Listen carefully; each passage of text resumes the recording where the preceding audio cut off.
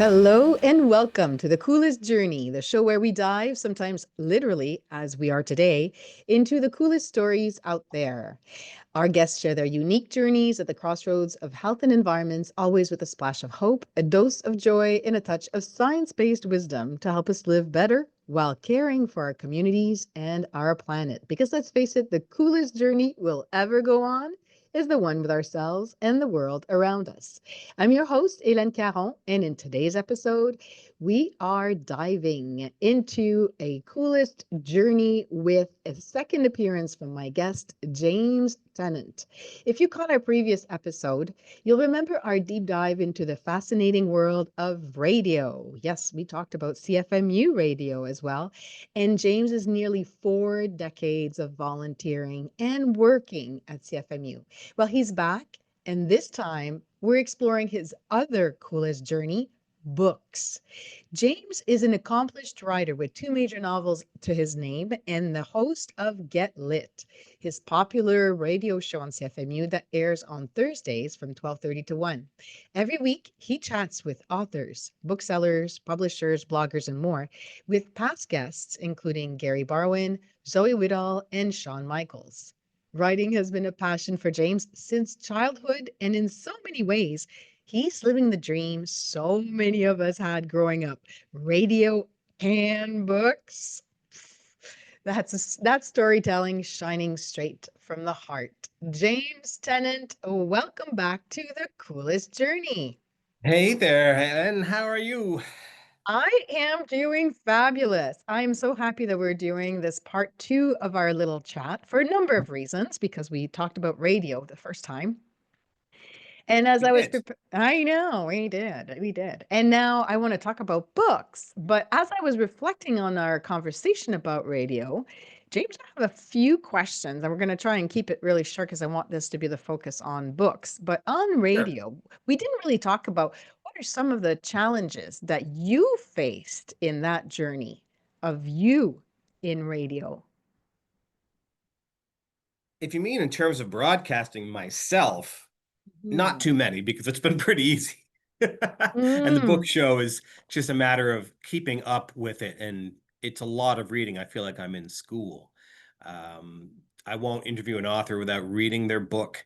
And that means I'm often scrambling to finish things or trying to get ahead of myself so I've got some time try to get 4 or 5 weeks of shows in the can so that I can go ahead and read something for myself. Mm. you know, but yeah, that's the biggest challenge there in terms of being an employee here and being the director. It's nonstop challenges. This morning has been a challenge, and the day only started at 8. So whew, it's 11:30 my time right now. I'll tell you, it's nonstop. But Yeah. every challenge you could think of, from technical challenges to dealing with a large base of volunteers.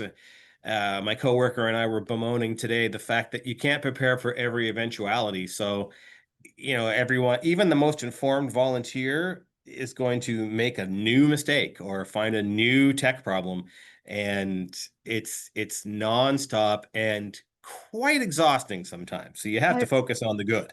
Yeah, I'm sure it is. I remember my beginnings, and it was, I don't know how many mistakes I must have made.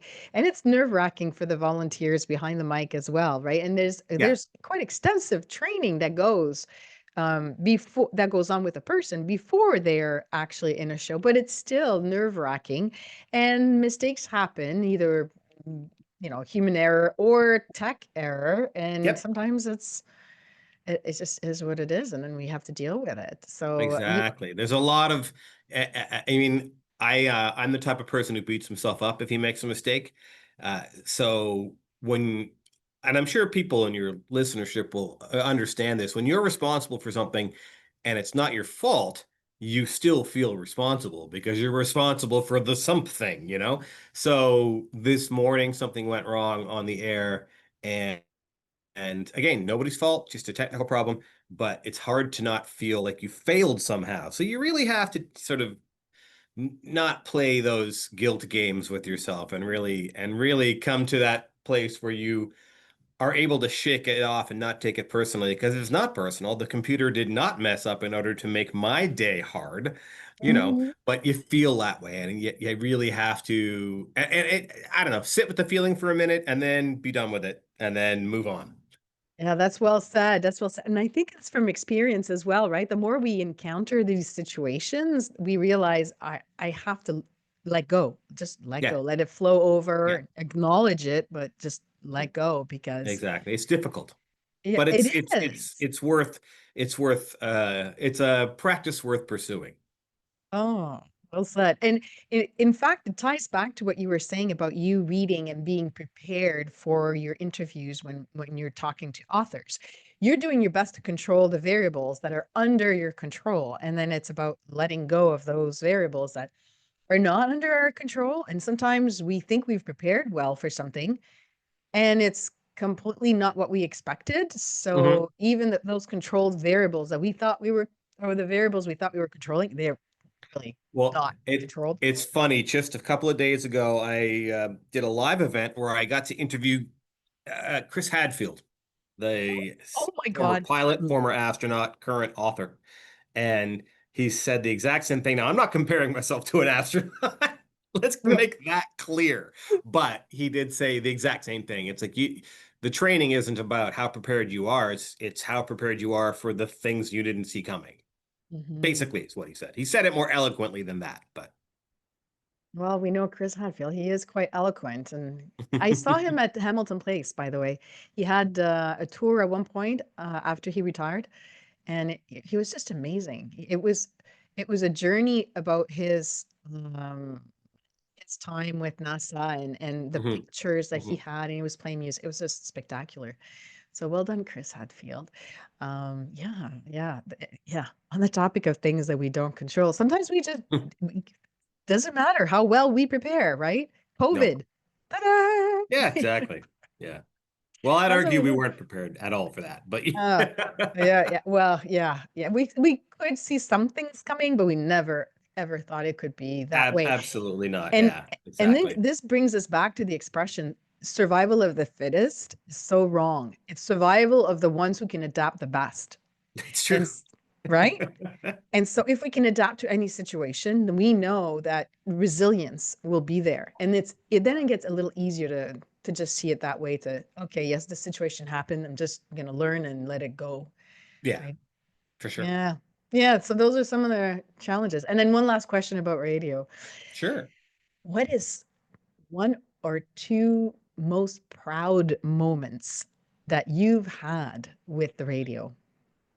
Either Mm. you as a host or you in your as a volunteer in the I'll background or I'll give you as one a of technical. each. I'll give you one of each. As a host, it was interviewing New York Times bestselling author Jason Pargin, who I really like a lot and didn't think I would get for the show. And I just sent an email and they were like, sure, here's his email. So that was great. And that show did very well. It's my highest rated show. So that's on that side is what I would say. You don't know if you don't ask. So asking this person um, was something I was inclined to not do. Like, oh, they'd never say yes, that kind of thing. But you don't know. So that was definitely something I learned from an old employer of mine named Ingrid Hamilton when I worked in Toronto in the early 90s or mid 90s. So definitely that would be for the broadcast side. And in terms of the program directing side, that's tough because it's been so long and I've been in this job for 27 years. And when I think about it, I think some of the stuff I'm most proud of, CFMU would win, Station of the Year awards. That's lovely. It's more, it's more a series of continual moments of pride, and that is any time a volunteer tells me how good a time they're having or tells me how important it's been to them or gets a job as a result. Harrison Shin, who was a wonderful young man, just had lunch with him yesterday. The only media experience Harrison had was CFMU. They are currently a video reporter for CTV Winnipeg. They got that job based on his experience here. And those are so it's not That's it's amazing. one thing that happens repeatedly that just makes me feel like, okay, we're doing something here. And to me, that's more important than any amount of listeners. Or like, we're doing this for listeners, but at the same time, the real moments are those personal moments where you see someone succeed. And so I watch people grow into adults every year. They get here at 17, 18, they leave at 22-ish. It's fascinating, and it's a good feeling. Hmm. That's well said. And Thank then you. some of us stick around for a long time, and then Yes, it's we not become everybody here gets here at 17, 18, of course. and then we But the become ones who do, the ones who do. the thorn in your heel. Ah, la, la. No, We far stay from it. there. Yeah, some of the shows I'm thinking about, it was the Lithuanian show that had been there for 40 years or Yeah, something. they did retire, and sadly, Luda passed away a few years ago. Mhm. Um, but her son had taken it over. And yeah, that was 45 years in the running, something along those lines. It's just wild. Yeah, it's pretty amazing. Yeah. And I think, I mean, this is me looking into the station. Of course, I've got my show there, so I'm biased. I'm biased. But the fact that you and Sandeep have been able to create a sustainable radio station as well. I mean, we have the fundraiser year after year, but it's part of how the station gets its funding, and then another part is from the student union and some donations as well. And people can always donate at CFMU if they want to go on the CFMU.ca webpage. I'm plugging, and I've got no shame in doing this. And you like what you're hearing, please consider donating to CFMU. There's a button that you can click and you donate. But That's basically, right. those are the three main sources of revenues, right? Along with advertisements, Yep, and that's about it. correct. Yeah. And so you've created a radio station that is still sustainable today with programming that is absolutely spectacular. And we talked about this last time, right? Where you have some specialists in various areas, and then you have some newcomers, and they're bringing their passion. So, yeah, I would Yeah. say that's another really good accomplishment. Yeah, I'm very happy with what we've done. And the long term, I mean, neither of us expected to be here this long. But we are. And so we started with a strong foundation, and we're able to build on that year after year. So it's always a challenge, but it's not been an insurmountable one. Right. Actually, talking about the fact that you didn't want to be, well, you didn't start this journey thinking that you were going to be there for this long. Accurate. Yeah. Yes, you grew up, James, thinking, hoping you were going to become an author, writer. Well, yeah, I mean, that is true. I started writing very young.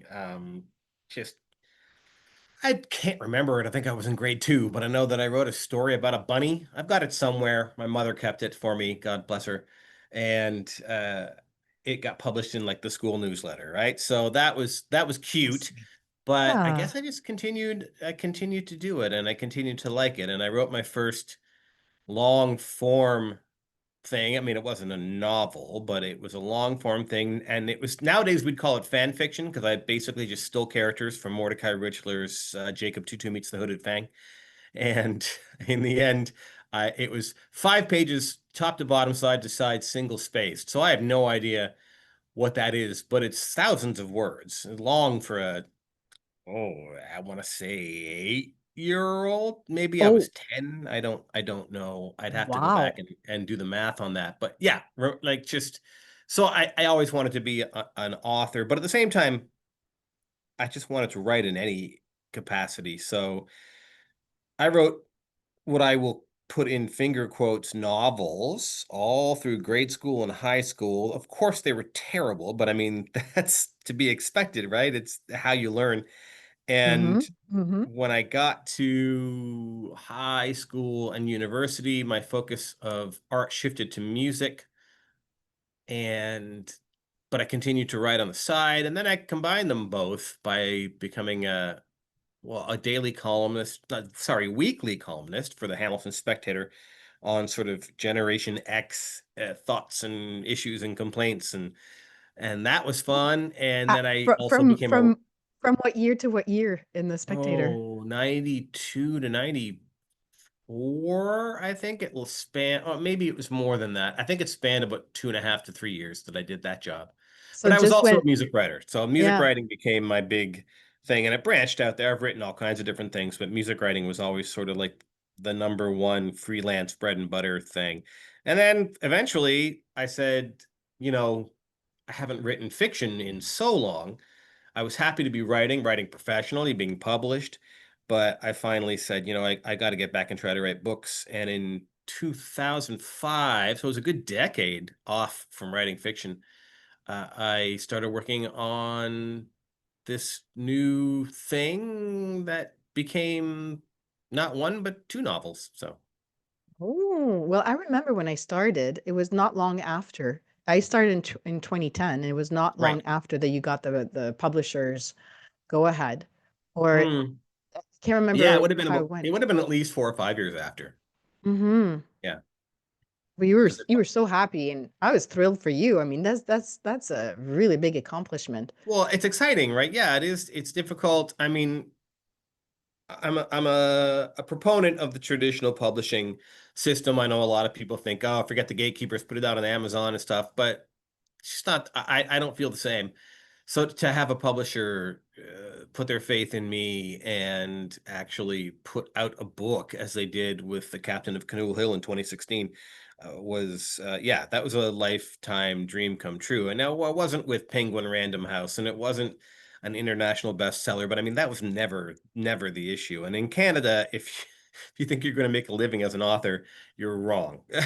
You might luckily wind up if you're one of the 1 or 2%, but very, very Hmm. difficult to have that happen. All I cared about was having a book available for people to read.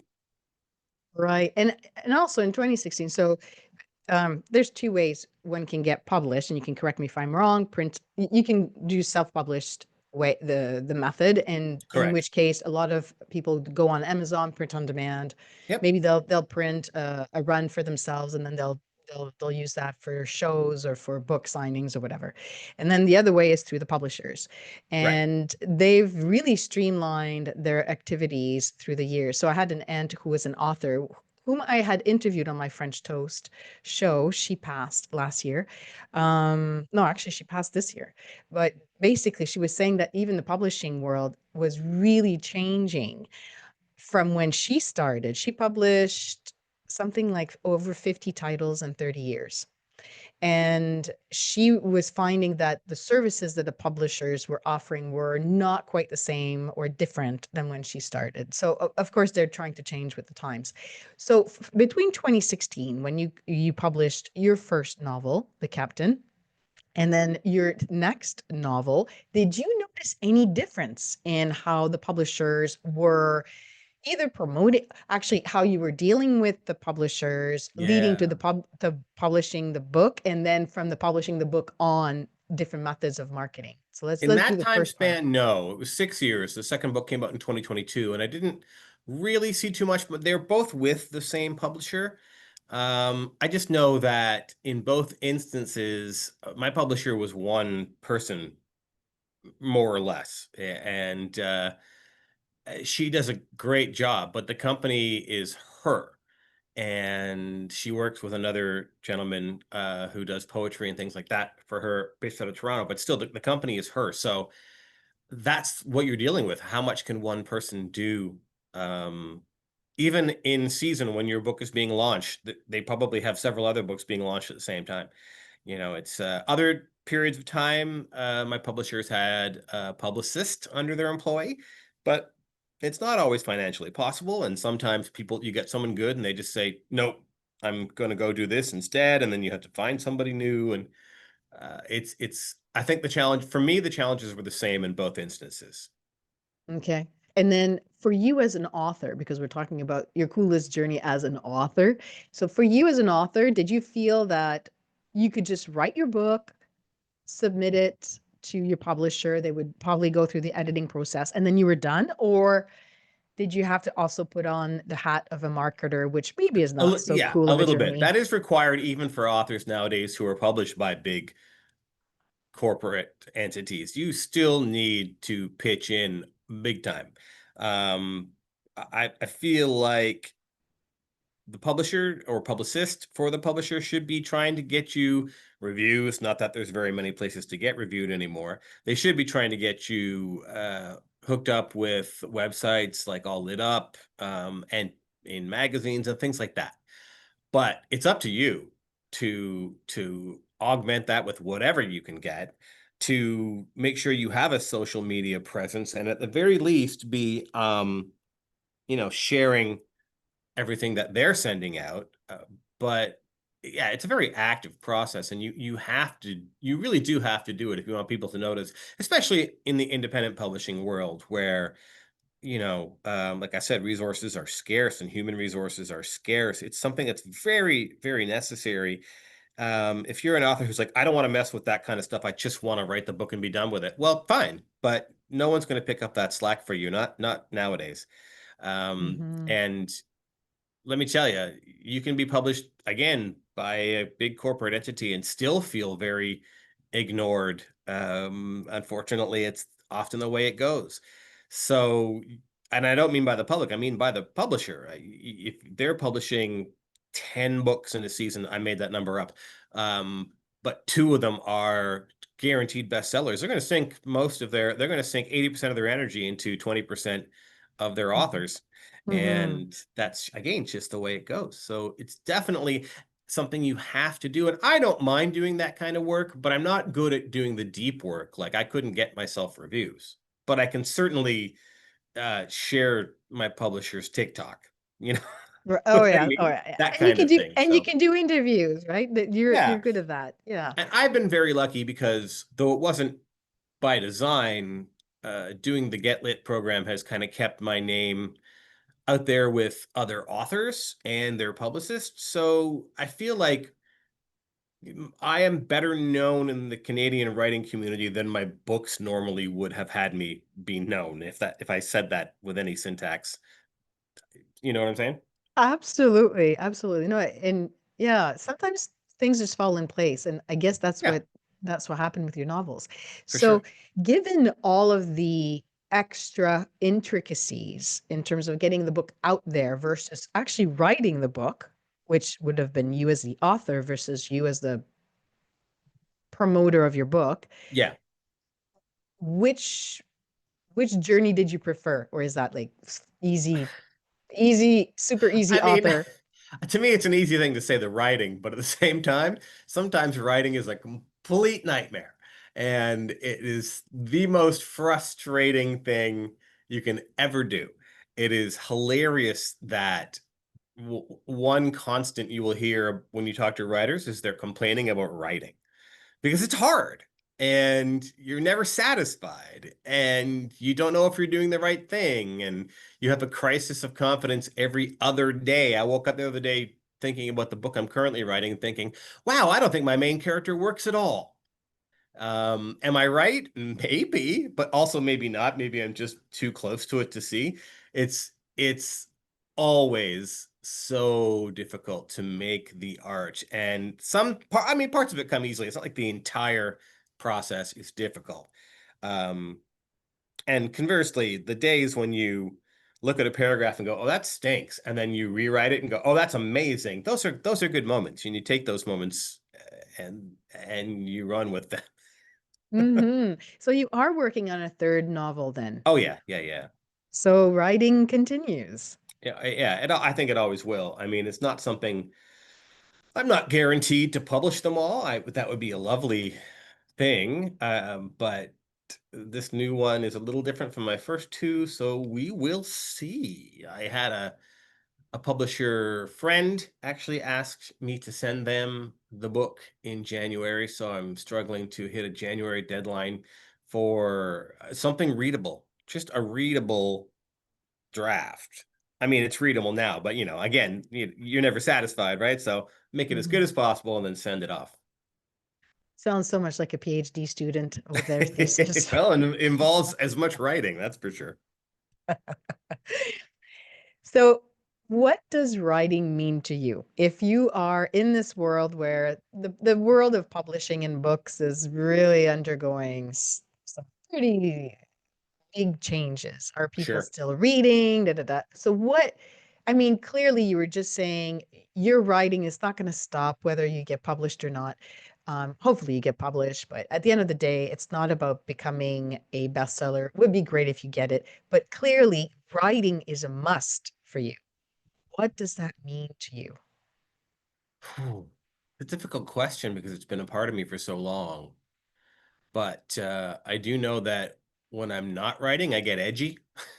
It's like I just have this urge to create.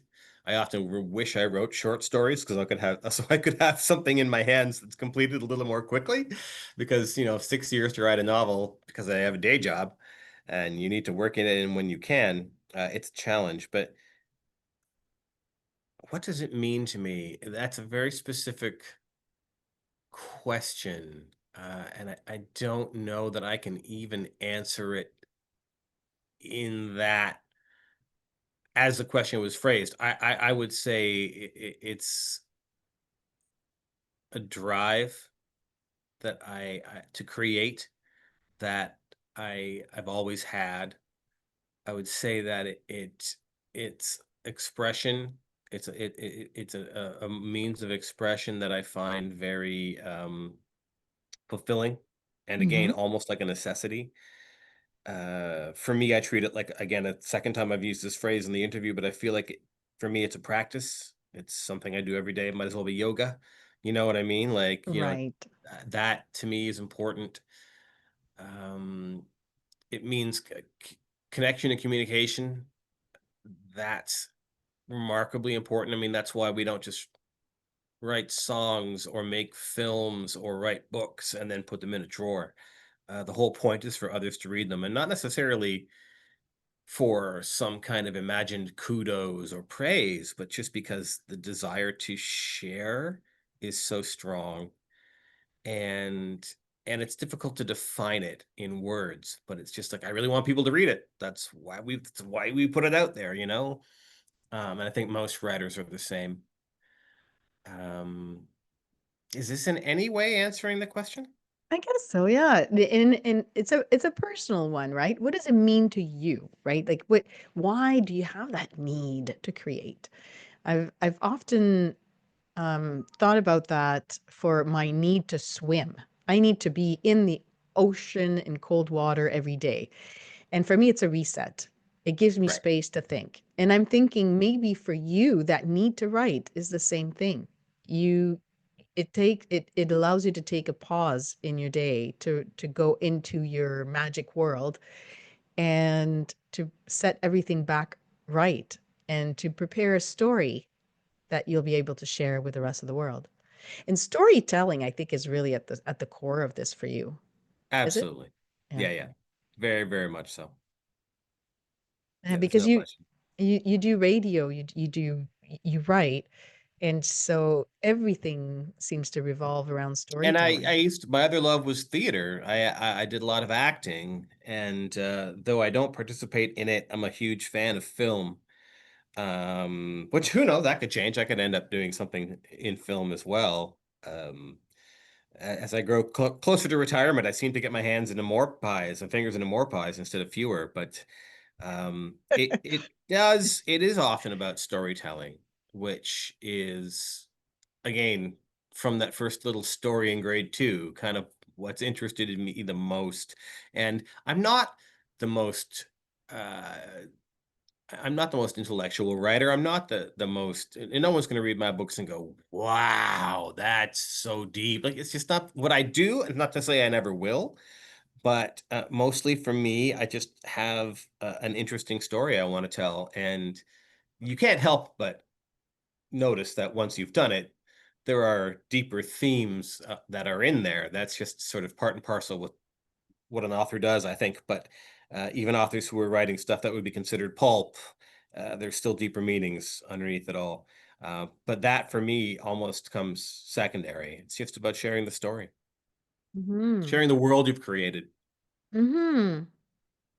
A little bit like a painter as well. I remember talking to Yes. another author, who was telling me um, he writes for himself. Like the story lives inside of him, and he needs to get it out. He doesn't know why it's there.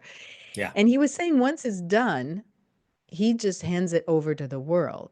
And then it becomes something else. So it's like having a baby. You have that baby, and who all of a sudden decides to do whatever it wants to do and is Yeah. being perceived by others. So the reception from the readers is entirely theirs. And they see the baby in different lights, in different ways that the author never really imagined. Is that the same for you when you did your first two novels? Yeah, I think so. I think that's a pretty accurate portrayal of what it is. Because yeah, and I mean, I know it's the same with all art. Once you're finished it's I don't like to say it's no longer yours. Some people will go that far, but I mean, it's no longer solely yours, right? Yes. Yeah. It's part yours, but then it becomes everyone's baby. Yeah. And that's the whole Yeah. reason you do it. Yeah. And how did you become good at storytelling? Oh gosh. Practice. Like, 55 years. Okay, maybe I didn't start at zero, but 45 years of practice, I suppose. Just Mm. continually doing it. And it sounds like you write almost every day, right? Well, I try. I haven't gotten to today's writing yet, but I'm hoping to find a few minutes here and there to get that done. But yeah, I definitely try.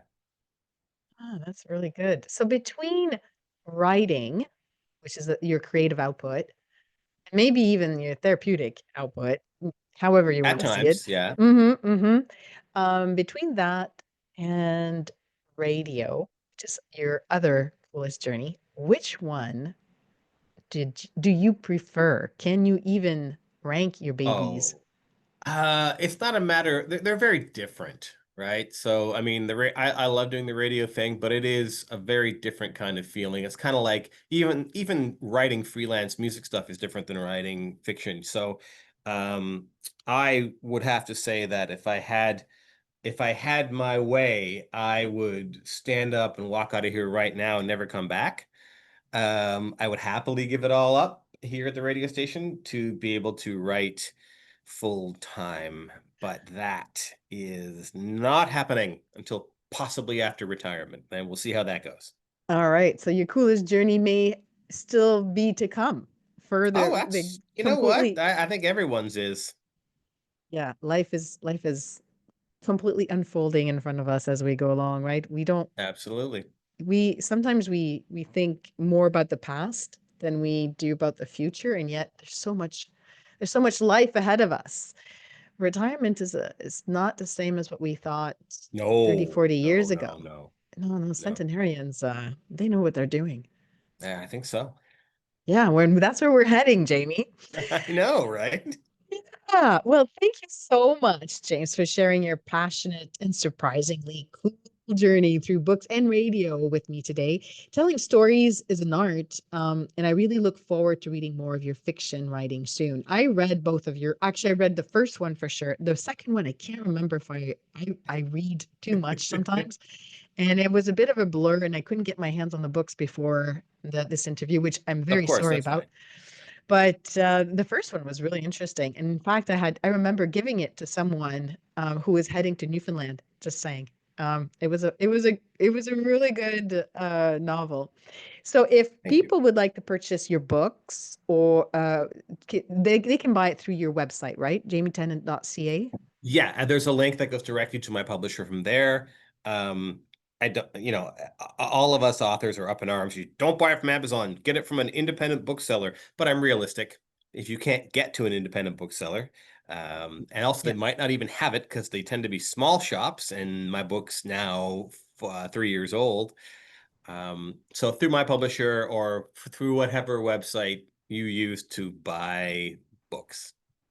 Well said. And if people want to find you for your Get Lit show, they go on CFMU.ca, Get Lit, get GET space lit LIT, and they'll find you. Yeah, you'll find it if you search the schedule, and you can also listen to the show every week. It's up on pretty much all the major podcasting platforms and also at jamietennant.ca. That's Perfect. Jamie, 'cause I do publish under the name my mom called me the most, which was Jamie. So it's jamietennant.ca. Ah. See, I keep flip-flopping, thinking, no, you want to be called James now. It's Jamie, the published name. They're both my name, so it's hard to argue either way. But I had to Oh pick my. one for the books, so All right, all right. Well, and if anyone wants to re-listen to this episode of The Coolest Journey, you can catch it on CFMU.ca, or I'm on Spotify as well. So thank you so much for joining me today, Jamie. thank you. And as always, I wish you and everyone listening health, energy, and the coolest journey of your life. Thank you. Bye for now.